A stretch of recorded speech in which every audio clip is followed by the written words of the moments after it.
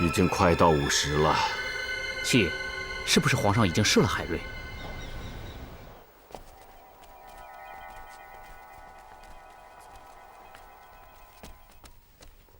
主子，徐阁老来了。陈须阶叩见圣上。朕又看了一遍那个畜生骂朕的奏本。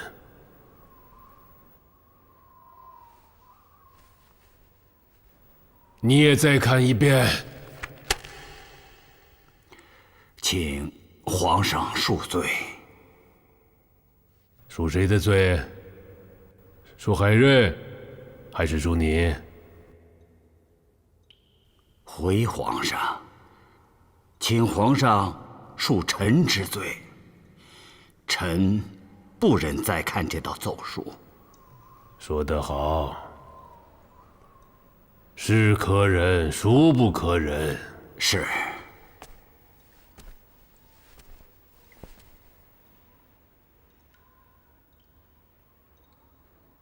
还有什么不忍的东西要传给朕看？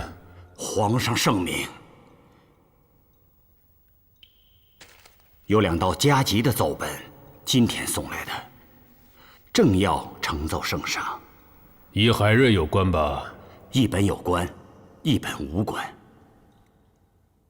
按你心里想好的，先说那份与海瑞无关的吧。是，这份奏本是南直隶巡抚谭纶于7月初7从南京递来的，有内宫上一谏和南直隶布政使司督办的松江棉业作坊第1批棉布织出来了。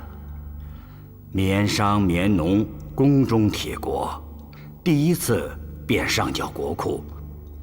上等棉布5万匹，中等棉布5万匹，都已经装了船，正在运往京师的路上。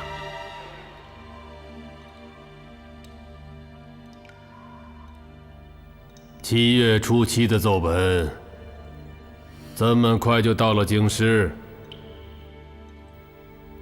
上交一些棉布，也值得600里加急吗？启奏皇上，辽东那边和蒙古安达停战和议的日期，只剩下不到2个月了。有了这10万匹棉布，蒙古安达便会很快撤兵。他们答应，上贡天朝的2000匹马也会及时交割。这次和议谈成，不只是今年，往后几年，北边的军费都有大幅的裁减，每年国库都可以省出100多万军费充作他用。未解圣忧，这样的消息理应尽快地呈奏圣上。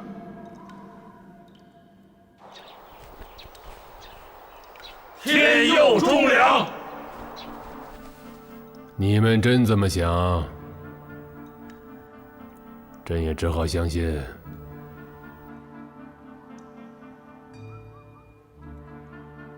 该说与海瑞有关的那道奏书了。说吧。是。据广东巡抚奏报，海瑞的母亲和妻子是6月24到的雷州，准备渡海回海南琼州老家。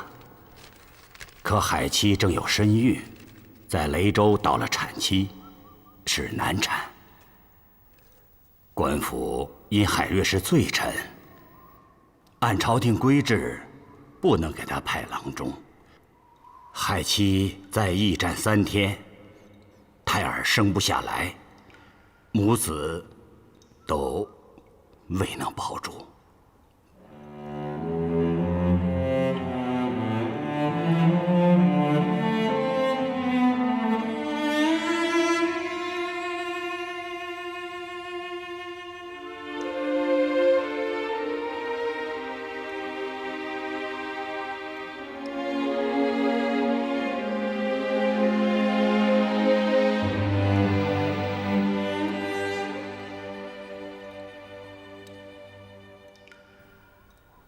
王锦，奴婢在。上3炷香。是。广东为什么要上这道奏本？海瑞大不敬于君父，凡有关他的情况，地方官照例要急奏朝廷。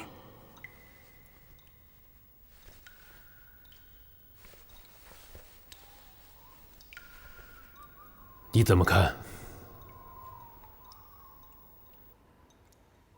回主子，据奴婢所知，海瑞是3代单传，50得子，7儿俱亡，皆因他无君无父，弃国弃家，这是上天对他的报应。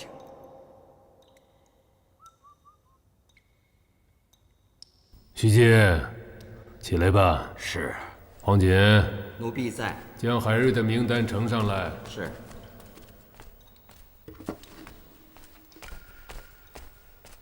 这2道奏本，第1道是报喜，第2道是伤情。这样做，显然是徐阶等人上下一心，欲使嘉靖赦免海瑞的死罪。嘉靖突然感到一种从来没有过的孤立，这使他难受，也使他万难接受。现在什么时辰了？回主子，50整快到了，离处决人犯还有3刻。你刚才说，海瑞的妻子死在雷州，是上天的报应。既然上天都报应了，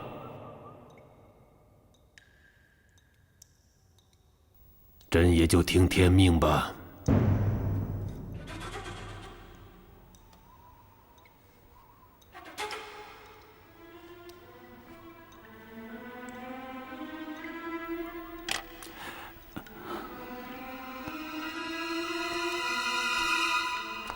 这个差事叫黄锦去办。是。还有3刻时辰，你走着去，能不能赶到赵玉？主子刚才说了，赶得上，赶不上，一切都是天命。主子，闭上你的嘴！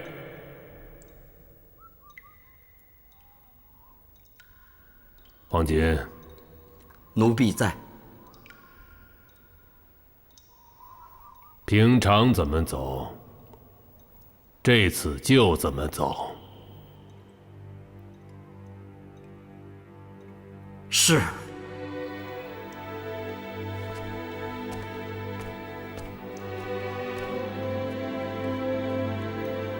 下去吧。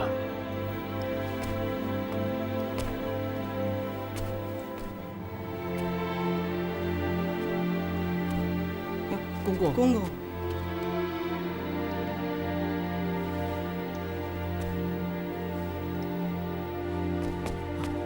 公公，主子说了，我一个人去，不许骑马，不许坐轿，赶得上赶不上都是天意。哦，你先去一下，告诉镇抚司的人，等我的猪皮到了再行刑。是，您慢点儿。你快去呀！啊，是。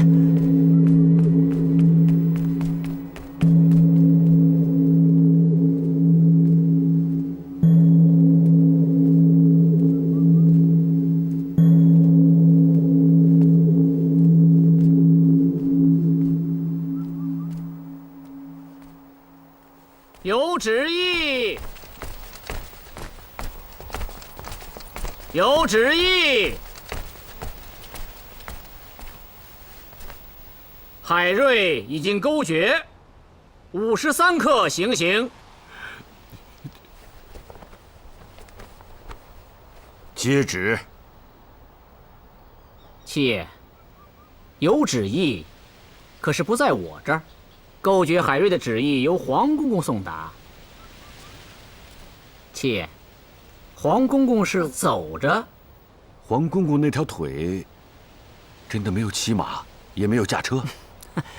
哎呀，我说七爷，您今儿怎么了？都说了，快请起来吧。且等呢。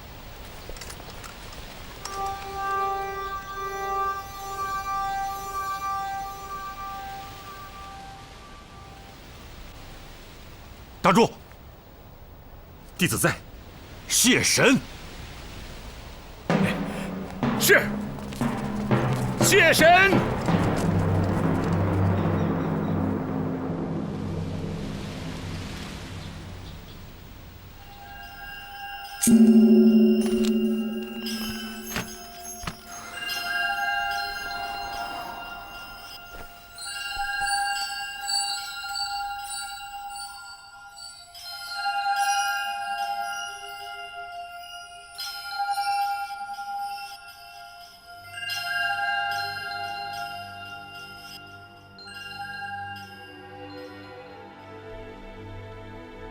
天不生仲尼，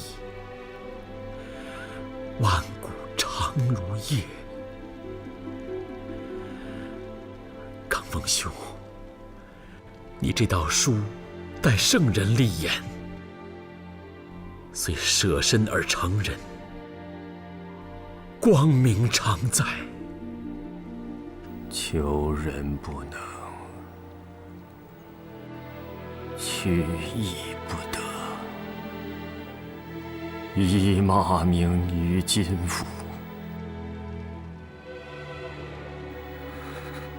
不知名于己身。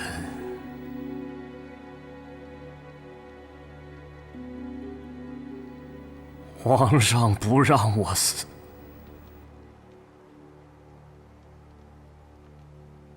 何谈待圣人立言？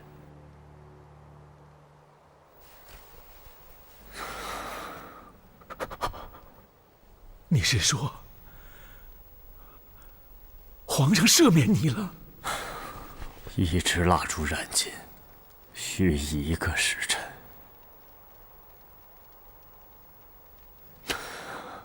53个已经过了。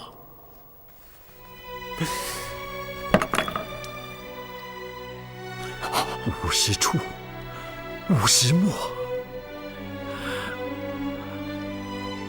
刚峰兄，刚峰兄，皇上赦免你了。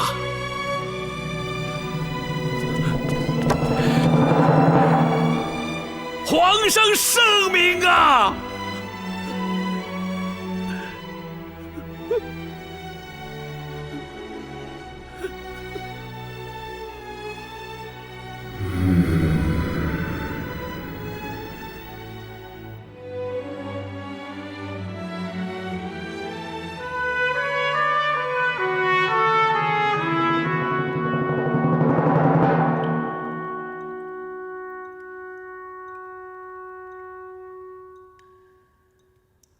薛阁老，臣在。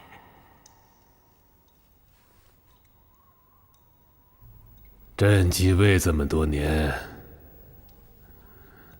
这么多的错处，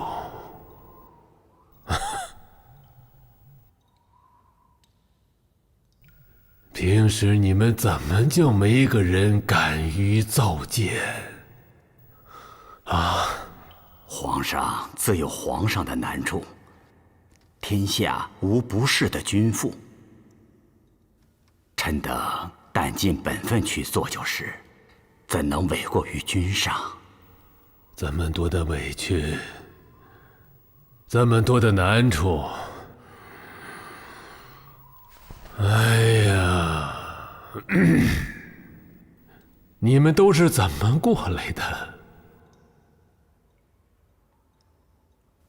一个静字，一个诚字，单凭这2个字做去。这是大道理。有时候大道理并不管用。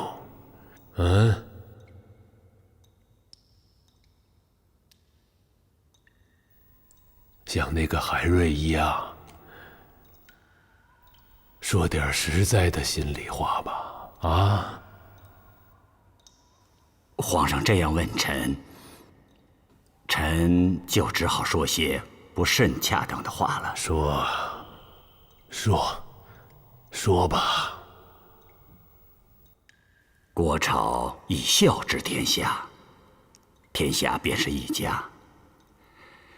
大明朝两京13省，百兆生民，就像这一家的子女，皇上就是这一家的父祖，臣等便是中间的媳妇。凡事但按着媳妇的职分去做，能忍则忍，该瞒则瞒，两头尽力顾着，实在顾不了了，便只好屈了子孙，也不能屈了公婆。那个海瑞在书里也说过：“夫天下者，陛下之家也。人未有不顾其家者。”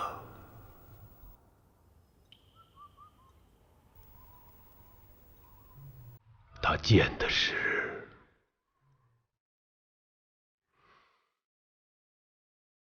朕没有管好这个家，没有当好这个君父。现在明白了，朕已经老了，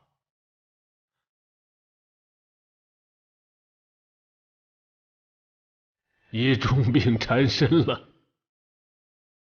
再想振作起来，也管不好这个家了。徐阶啊，这些日子呀，朕一直在想，对了喂，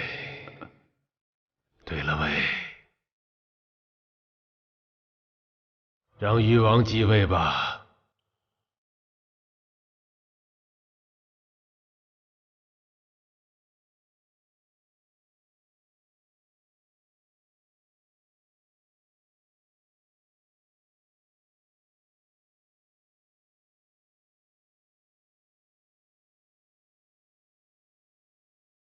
万万不可！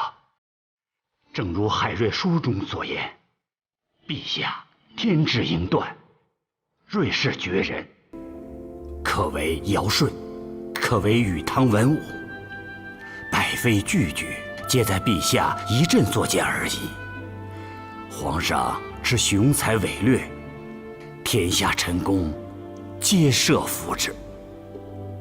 今贸然禅位，天下震惊，誉王必然举止失措，进退艰难。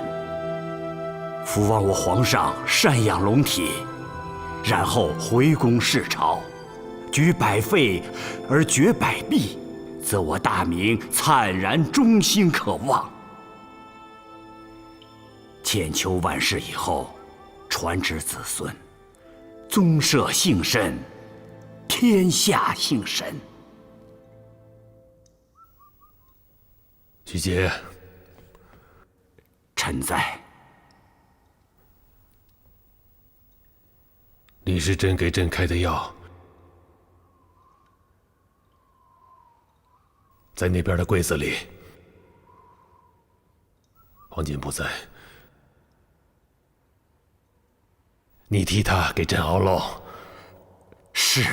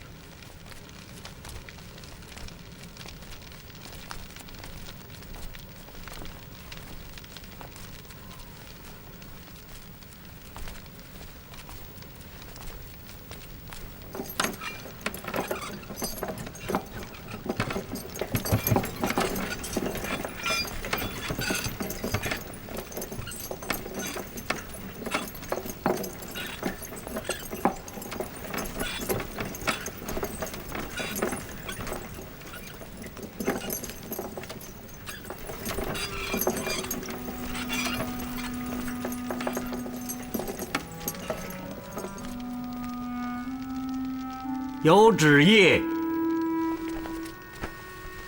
勾决罪官海瑞一名，着黄锦传旨，不许骑马，不许乘坐车轿。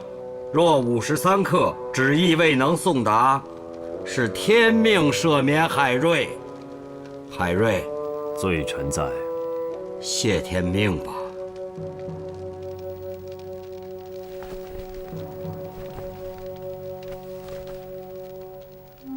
按大明律，臣骂君系大不敬，罪当不赦。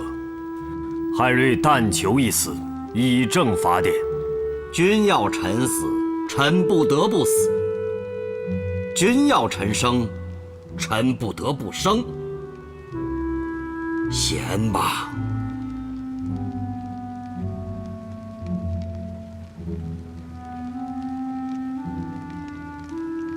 齐大柱，属下在。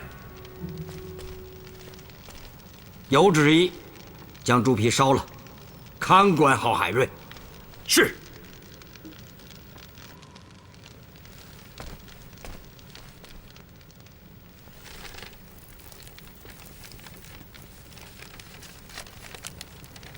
王用吉听旨。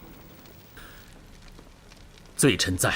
奉天承运，皇帝诏曰：督察院御史王用吉呈奏盐矿太监会同地方官员贪墨一案，朕览之，不胜惊骇。着王用吉仍复原职，即赴南京，会同南直隶巡抚谭纶彻查，一应人犯，着速带拿进京。所有赃款尽数抄没入库，死难警民按官例依体抚恤，钦此。皇上圣命。舅舅到了！舅舅到了！舅舅到了！见过张大人。张大人，你们一路辛苦。参见世子爷。舅舅，我的东西忘了没有？答应世子爷的东西怎么敢忘呢？装了10几箱呢。可有样最好的东西，世子爷可不能留着，过天需到宫里去进献给皇爷爷。皇爷宫里什么好东西没有啊？舅舅送给你这样东西啊，皇爷爷宫里一准没有。那什么东西？世子爷，你等着。世子爷，你等一下啊。慢些，慢些，轻点放。看，来喽。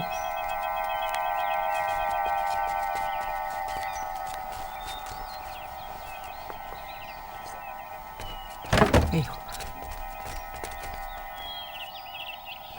这大龟板还有字呢。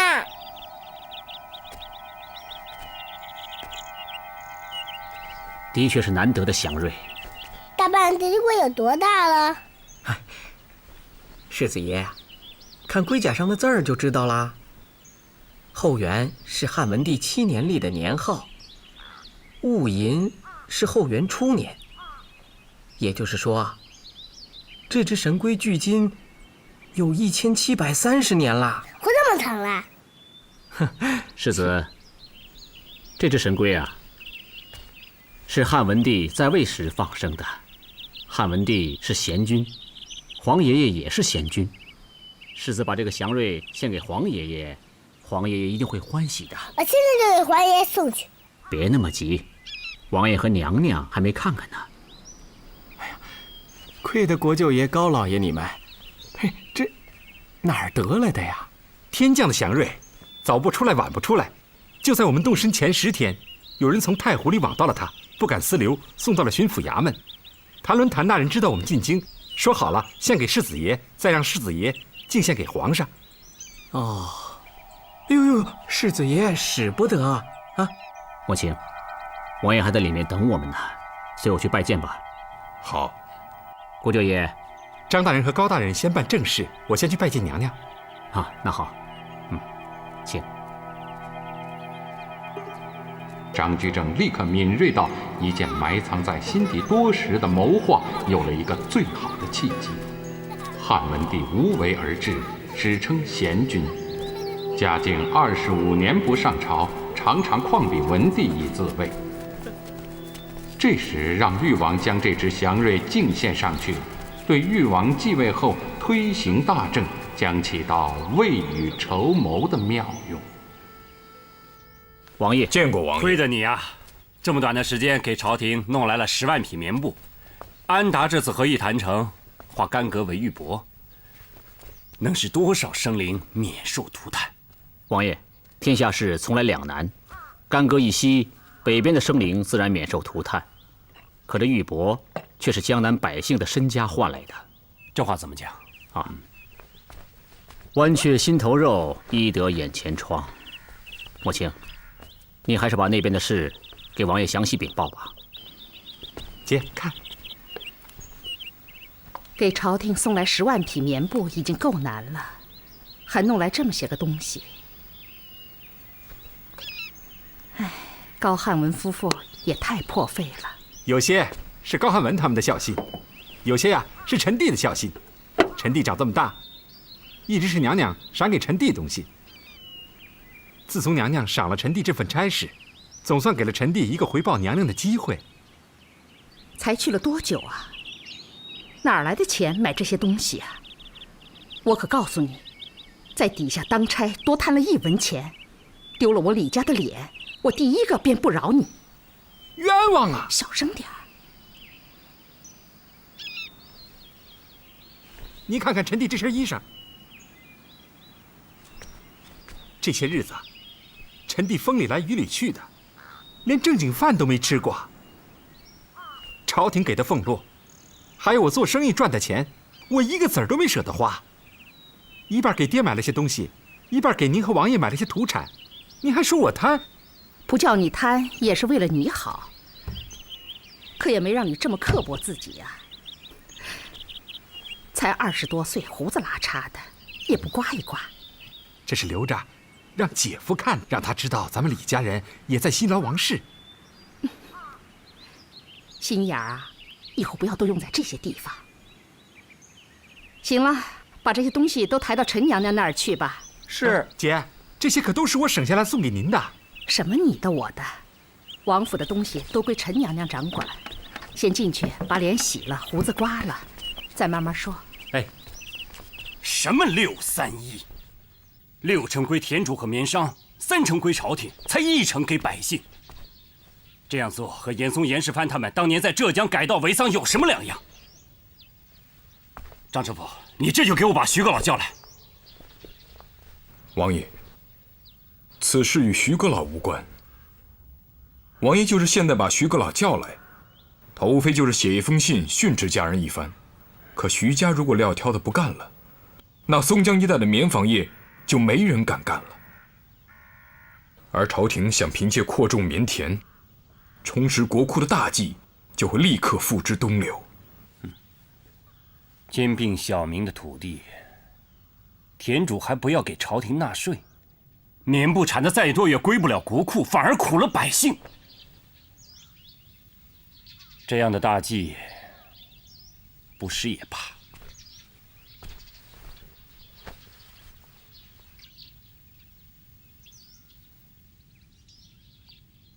高汉文，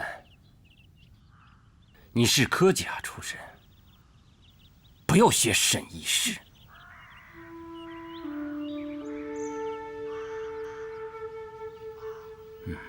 王爷英明，朝廷当年在浙江改稻为桑，以改兼镇、两难自解的方略，正是我提出来的。其本意是为了既兼顾朝廷又兼顾百姓，可正是因为严党织造局利用沈一时一半想着公理，一半想着自己，一分不想国家，半分不想百姓，误国害民，才使那个方略功败垂成。严党败了，杨公公疯了，沈一时一把火烧死了自己，这都是我亲力亲见的。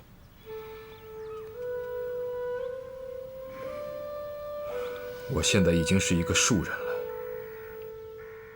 一杯酒，一卷书，一张琴就可以度日。我出尔经商，就是想亲自试一试，我那个既兼顾朝廷又兼顾百姓的方略是否切实可行。王爷指责了对，我高汉文学的是审议史，可我学的是前车之鉴。有件事，本不想告诉王爷。这次与蒙古安达合议的10万匹棉布，这么快能够凑齐，其中有一半就是莫清他们夫妇从自己家里拿出来。识君之路，忠君之事，莫清早已经革了职，他现在一介布衣，大可不必为朝廷这样做。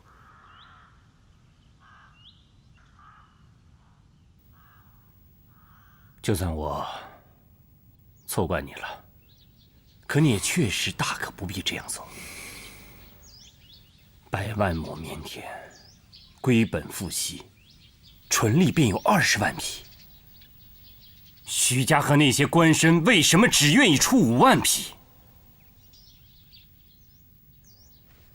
谈论这个南直隶巡抚是怎么当的，就没有法子管管他们？王爷，官绅家的田地免税是祖制，他们的田地里种稻麦也好，种棉花也好，这一关就已经无税可收了。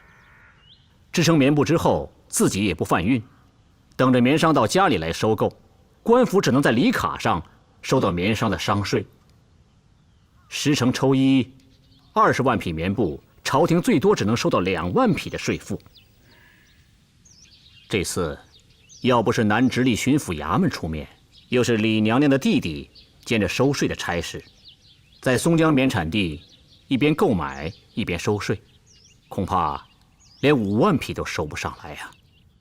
王爷刚才对631分成方略不满，殊不知能为朝廷争得3分，又牵涉到徐阁老家里，还有众多的官绅。谈论这次已经是扯下面子在干了。那就真拿他们没办法了。有办法，可眼下做不到。什么办法？改制。沈烨，王爷，我知道有些话不是眼下当说的，可藩王不纳税，官绅也不纳税，朝廷的赋税全压在平民百姓身上，百姓不堪重负，就只能将这些土地卖给那些藩王或者官绅。如此兼并下去，总有一天国库会一空如洗，百姓也会一贫如洗。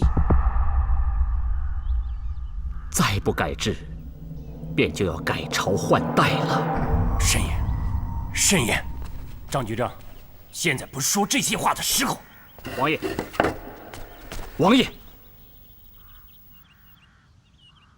有些话现在必须说了，不能谋万事者，不能谋一时，谋一时有时候就为了谋万事。我听李太医说，皇上的病已经沉疴难起，天崩地裂也就几个月的事了。王爷当下必须有所谋划了。现在该做的就是叫李时珍他们想尽一切办法治好皇上的病。身为儿臣，我不能谋划任何觊觎阶位的事。张师傅，你们都不能有这样的想法。王爷，若与列祖列宗的江山社稷相比，与我大明朝的天下苍生相比，孰与轻重？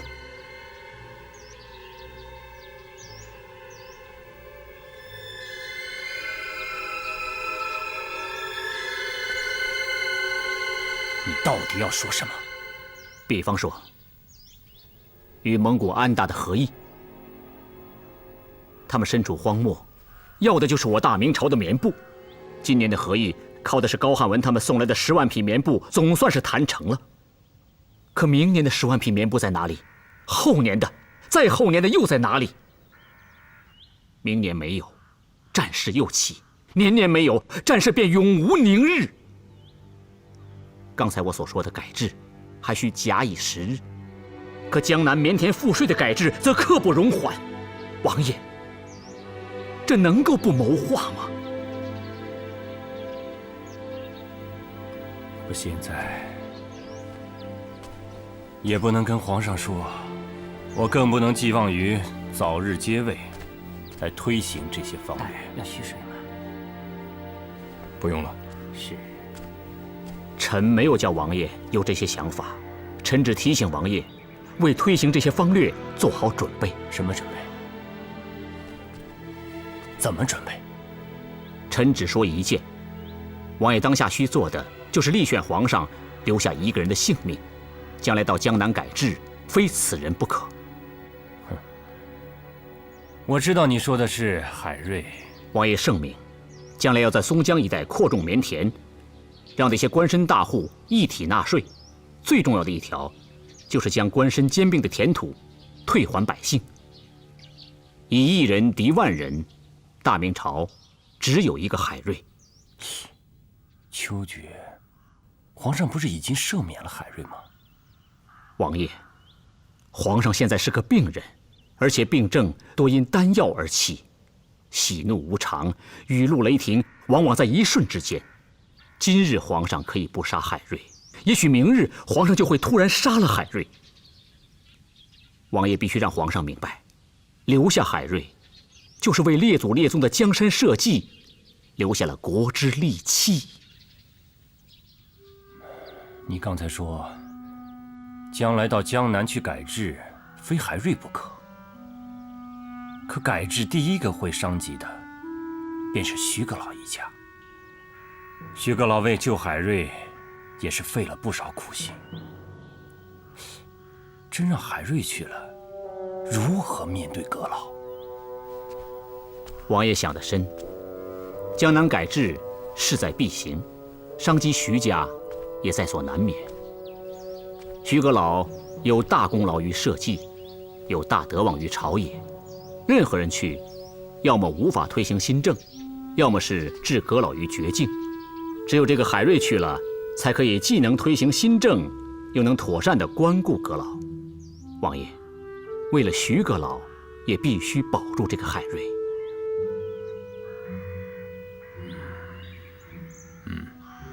替我拟一个奏本，我明天就去见父皇，受呵斥被罢黜，我也认了。王爷，臣等早已为王爷准备好了，王爷此去绝不会引起皇上不快。母亲，把你带来的那个东西禀告王爷吧。也是天意。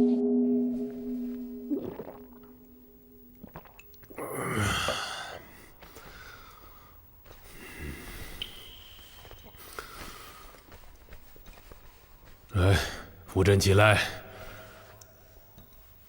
给朕梳梳头。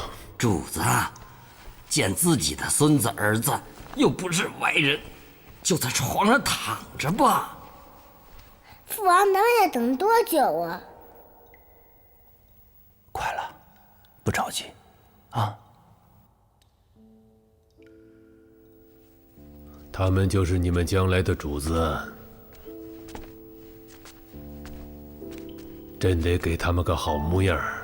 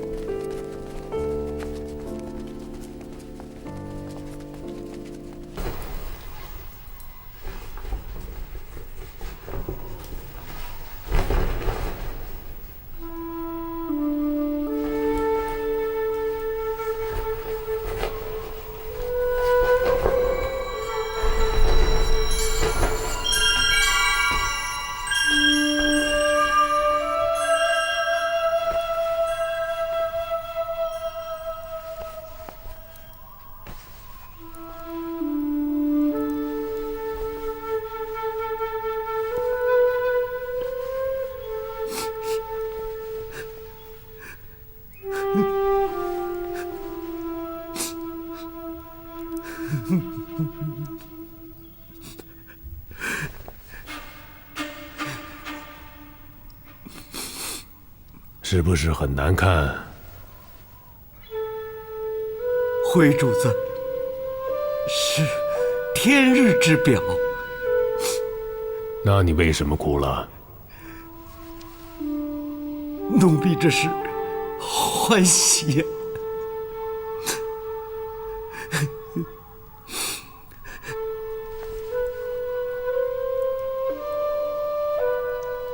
三花聚顶，本是幻。脚下腾云，亦非真。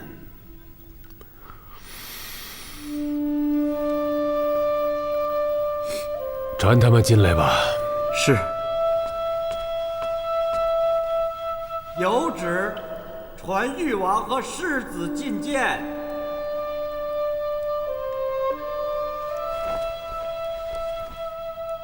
儿臣朱载后率世子朱翊钧叩见父皇。进来吧。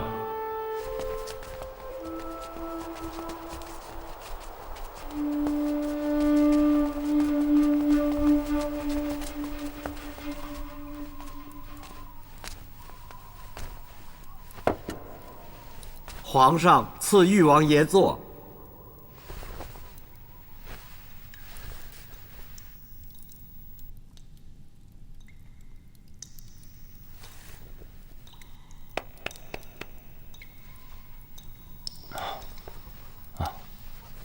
去吧。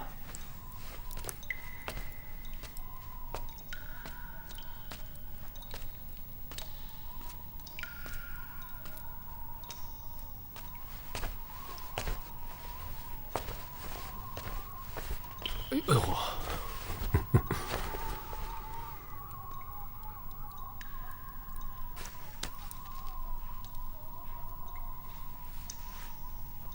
哼！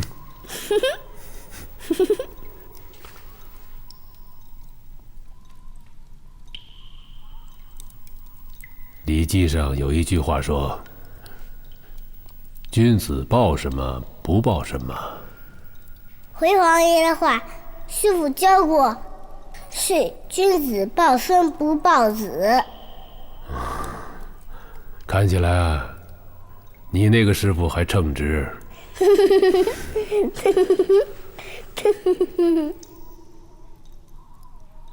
皇爷爷现在病了，想抱都抱不动你了。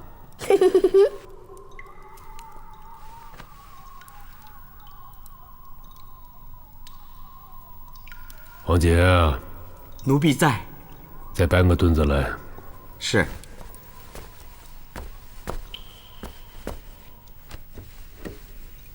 让你们的小主子坐在朕的身边。世子爷，来。不要，我自己能上去。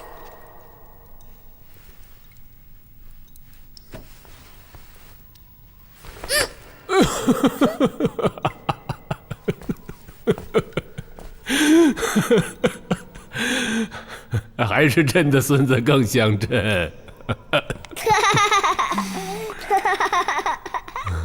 哎呦，听说你带了一样东西给朕。哦，父皇，没有问你，让朱翊钧自己说。回皇爷的话，父王和臣进献给皇上的是天降的祥瑞，不是东西。是吗？那好啊，那就敬献上来吧，我们看看。是。将誉王爷和世子敬献给皇上的祥瑞，请进来。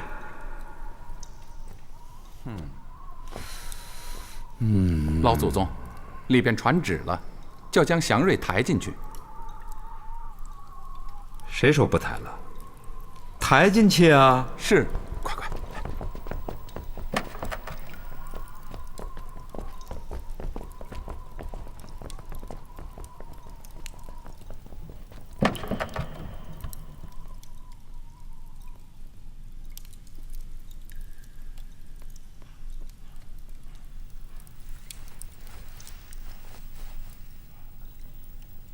朱翊钧啊，你告诉黄爷爷，龟背上都写的什么字啊？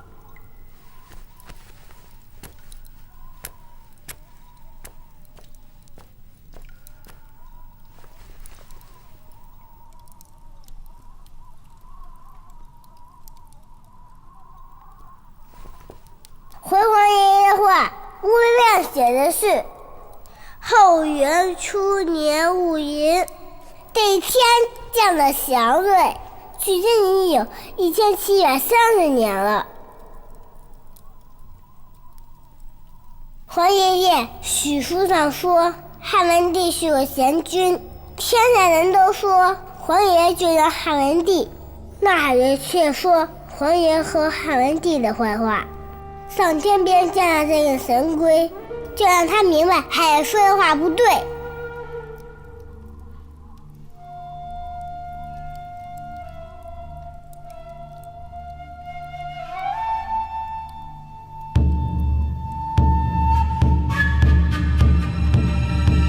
汉文帝不遵孔孟，崇尚黄老之道，无为而治，又有亲民近民之美，以百姓之心为心，与民休养生息。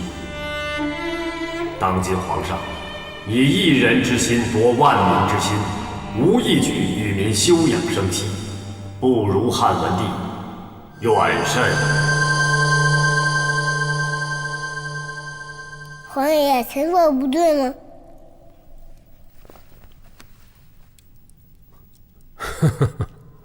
真的孙子说的对。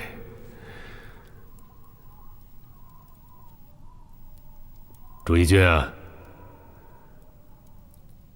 你给黄爷爷敬献了这么难得的祥瑞，你说黄爷爷该怎么赏你？回黄爷爷的话，黄爷爷不要赏臣，要赏就赏那海瑞，把他放出来吧。休得王爷！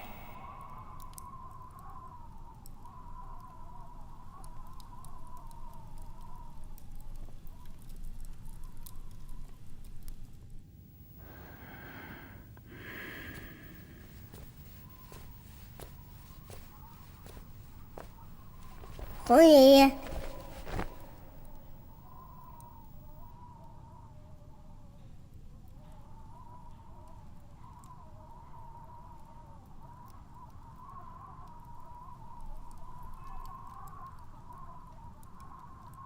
海上生明月，天涯共此时啊！人人心里都想朕射了这个海瑞，人人都不敢说，只有朕的孙子一个人敢说。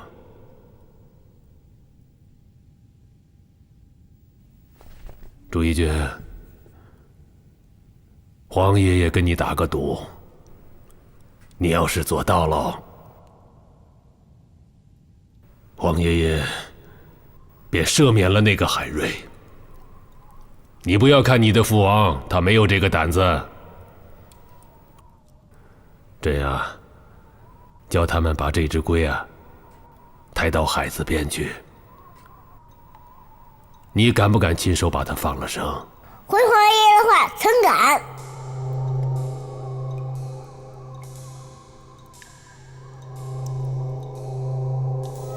黄杰，奴婢在。你陪着世子去。世子要是做到了，就把那个海瑞带到这里来。奴婢遵旨。世子爷，咱们走吧。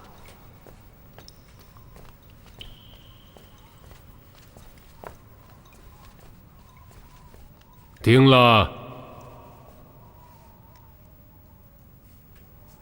叫陈洪告诉朱祁和齐大柱，海瑞由他们2个人带来。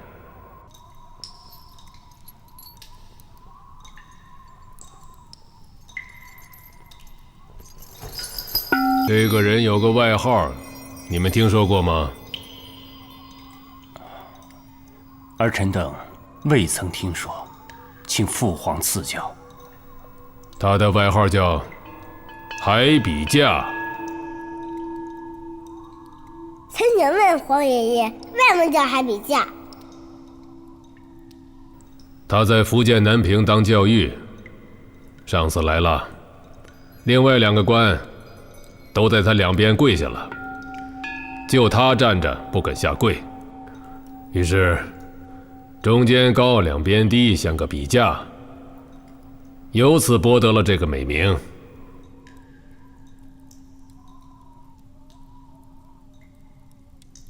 可见此人从来就爱犯上。回陛下，臣若真能成为笔架，也是为大明朝书写丹青，不为犯上。你不是笔架，也做不了笔架。你现在抬头看看，坐在你前面的3个人，像什么？看不出吗？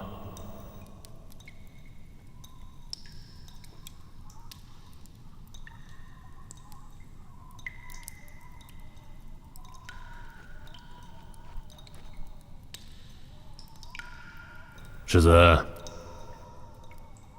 你说，朕祖孙3人坐在这里像什么？回皇爷话，我们主人3坐在这里才像笔架。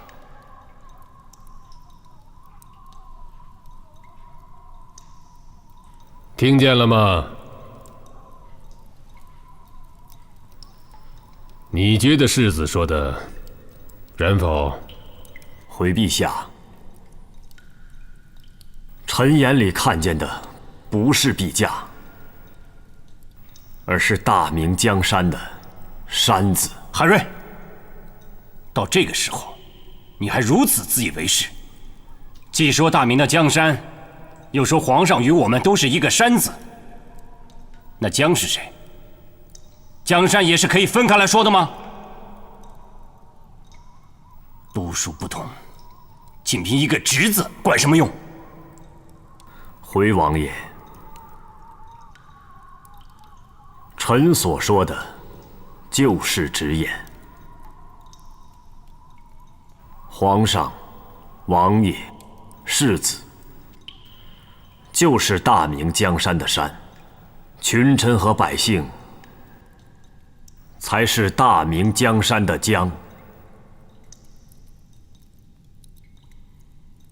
你们以为他说的对吗？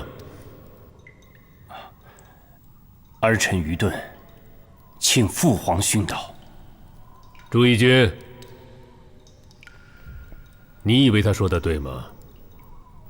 如实回话。回皇爷的话，臣觉得他说的好像有些道理。似是而非。刘禹锡有诗云：“山桃红花满上头，蜀江春水拍山流。花红易衰是郎意，水流无限是浓稠。”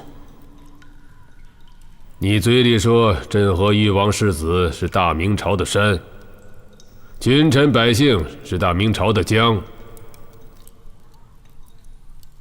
江水滔滔拍山而去，江和山又有什么关系？是，臣的比喻是不甚恰当。天下兴亡多少事，悠悠不尽长江滚滚流。就凭你读了一些高头奖章，学了你家乡人邱俊一些理学讲义，就来妄谈天下大事，指点江山社稷，你岂止这个比方不恰当？在奏书里妄谈尧舜禹汤，妄谈汉文帝、汉宣帝、汉光武，还妄谈唐太宗、唐宪宗、宋仁宗元世祖。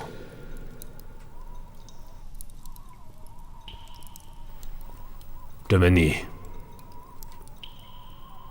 既然为君的是山，你说的这些圣君贤主，哪座山还在？回陛下，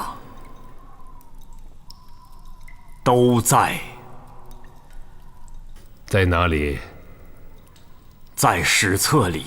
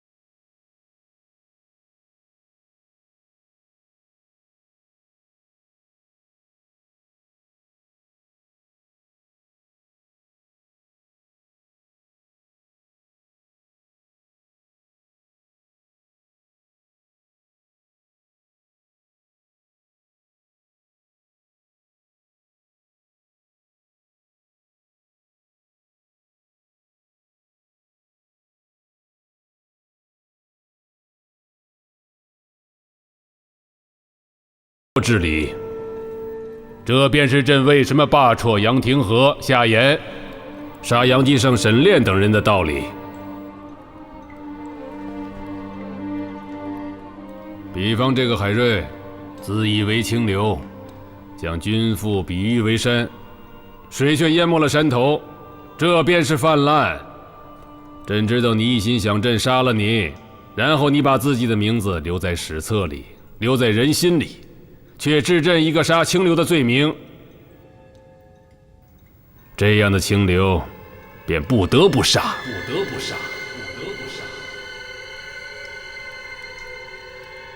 本朝以孝治天下，朕不杀你，朕的儿子将来继位也必然杀你。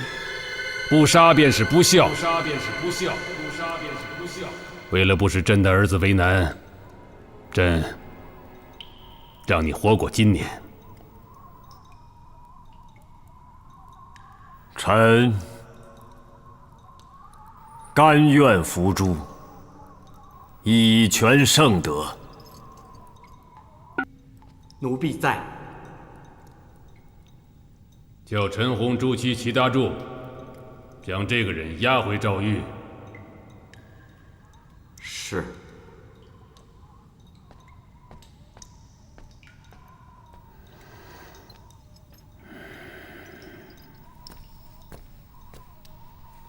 启奏主子，奴婢陈洪等候旨。进来。是。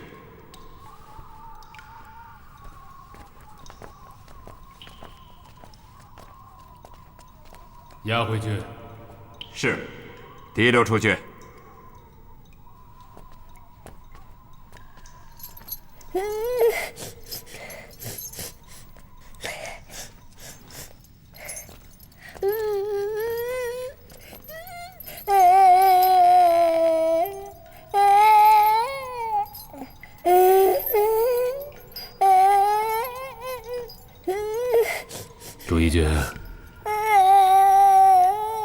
你是不是想说黄爷爷说话不算数啊？才不敢。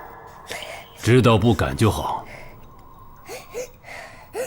朕告诉你，任何人答应你的事都不算数，只有你自己能做主的事才算数。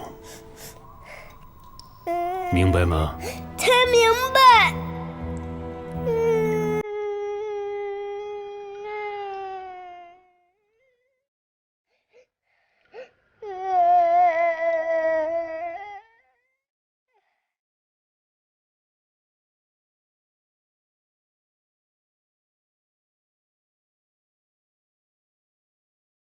黄杰，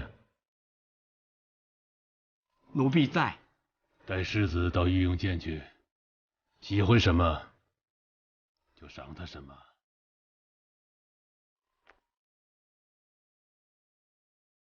和王爷爷的话，臣不敢受赏。王爷，皇上的赏怎敢不受？立刻去。王爷的话说的是，世子爷，咱们去吧。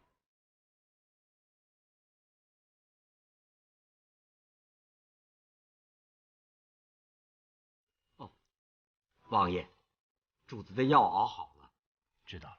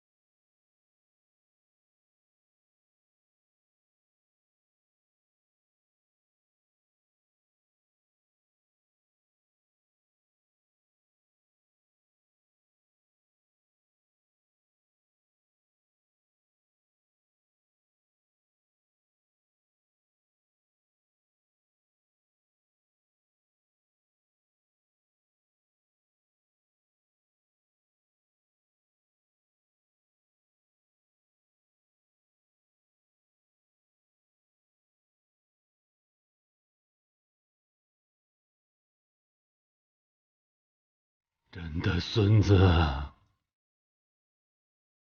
都不愿意认朕了。父皇，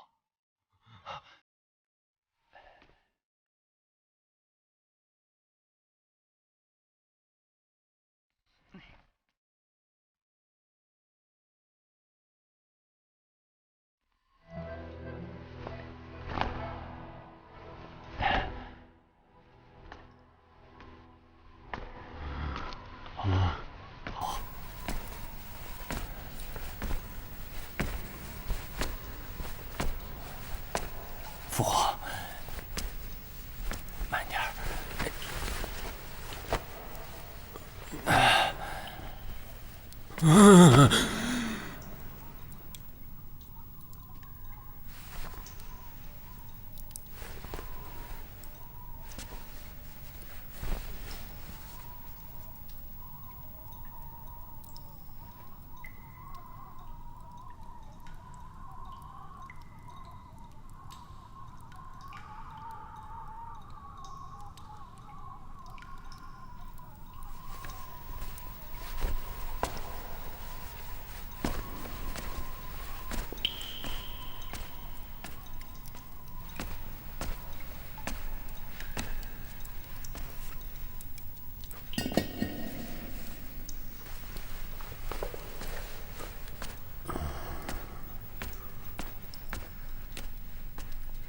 跪下！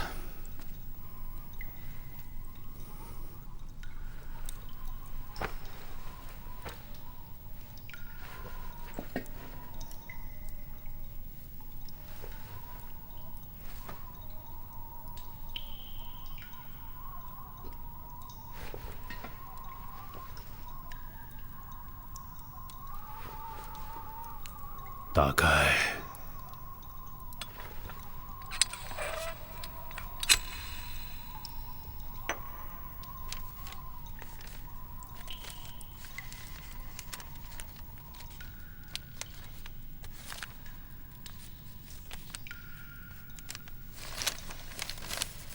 楚王死了，没有后嗣。湖北周边的好些藩王都想要他的庄田。我们朱家真的是欠百姓欠的太多了，朕不会将楚王的田给他们。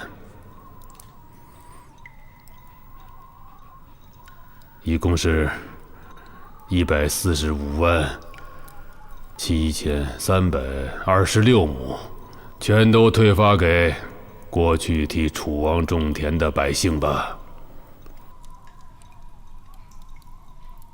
明天就叫户部派人去办这件事，也算是朕最后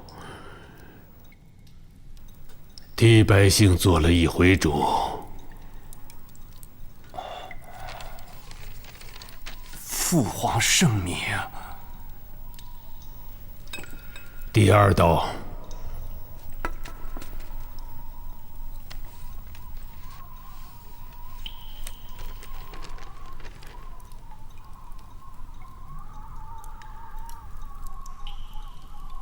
张居正说过，海瑞是国之利器。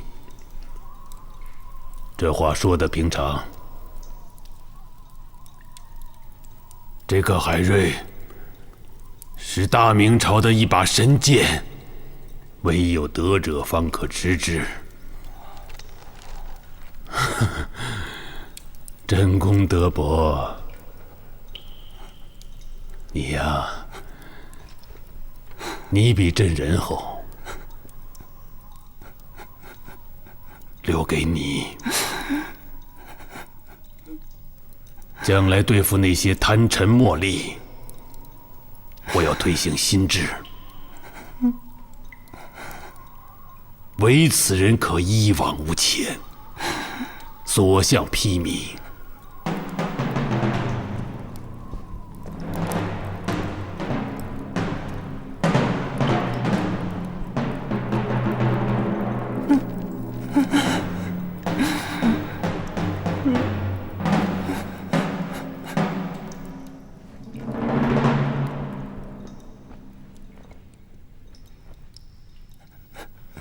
哭什么？听朕把话说完。海瑞给朕上的这道书，朕看了不下100遍。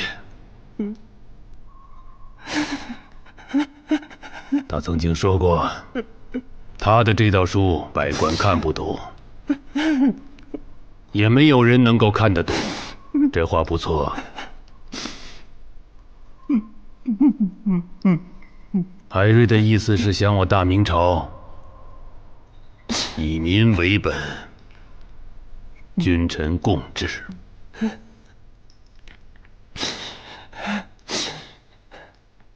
朕预计45年，从来都是一个人独治。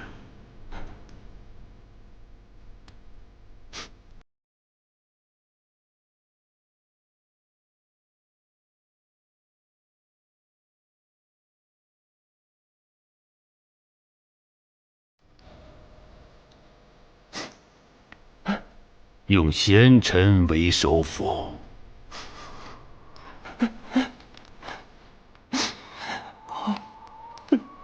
启奏父皇，我大明朝那些是真正的贤臣，请父皇教诲。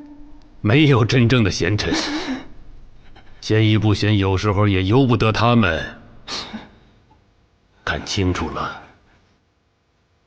贤时便用，不贤便冲。朕已经给你安排好了，你看第3道旨吧。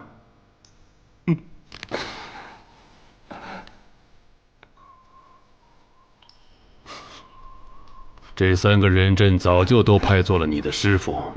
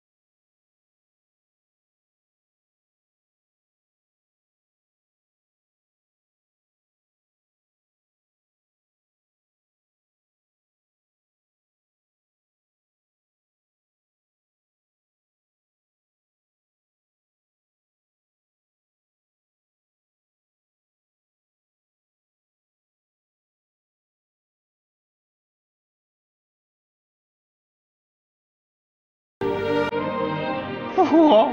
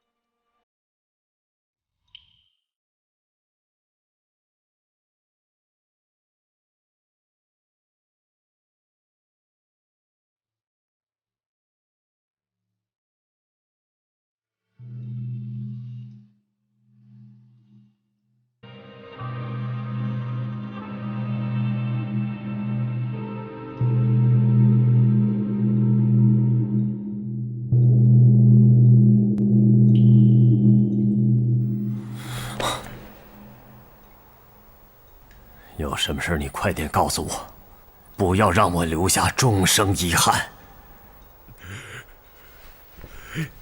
因担心恩公难过，我便一直瞒着恩公，说夫人生了个儿子。其实夫人今年7月在雷州已经故去了，儿子也没能保住。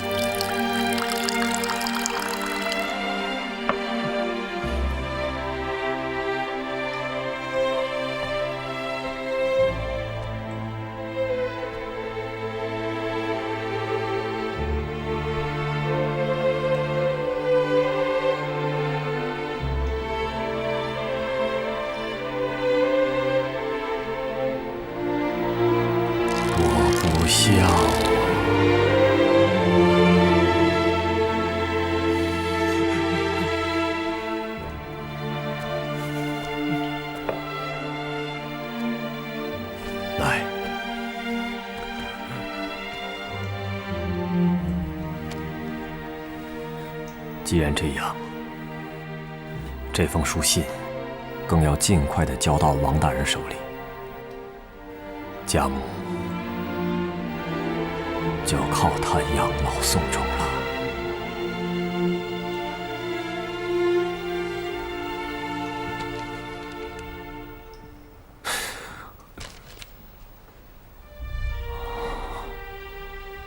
知道了。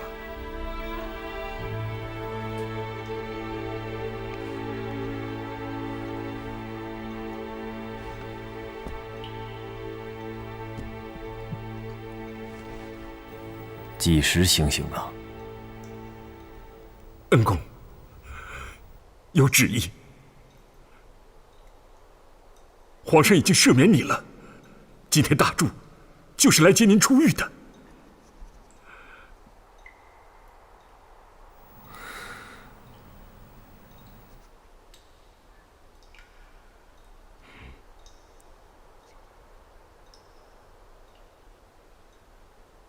你这是给谁戴的孝？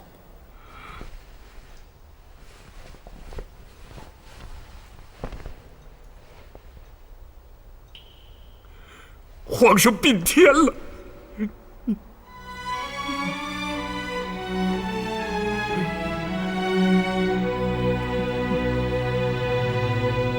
明嘉靖45年12月14日，嘉靖帝朱厚熜去世。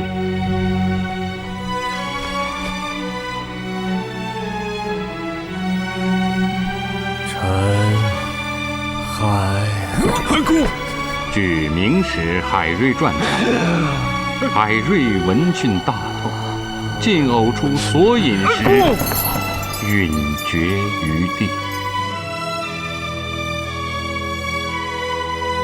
海瑞，朕送你8个字：无父无君，齐国齐家。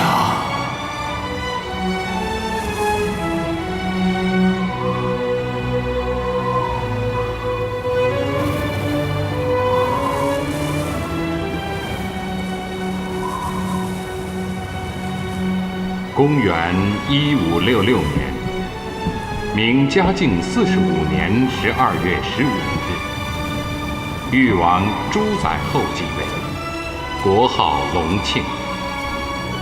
奉先帝世宗皇帝遗诏，存者诏用，末者续录，简兼者即先释放复职，以海瑞为代表，赦免了所有谏言诸臣。